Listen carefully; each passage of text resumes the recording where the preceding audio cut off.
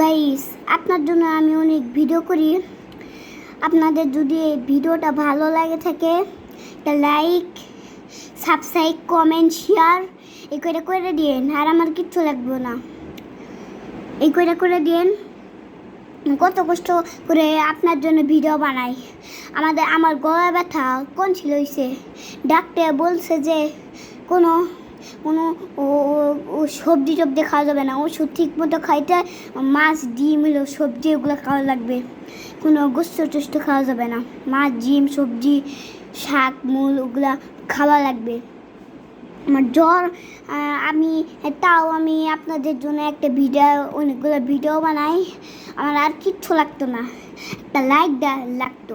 আমি একটা লাইক কইরা দেন, এইটুকু দিয়ে আমি নিশ্চিত। এই লাইকটাই আমার খালি একটা লাগবে, একটা করে দিন লাইক, আর কিচ্ছু লাগতো না। আসসালামু আলাইকুম গাইস। ওয়ালাইকুম আসসালাম।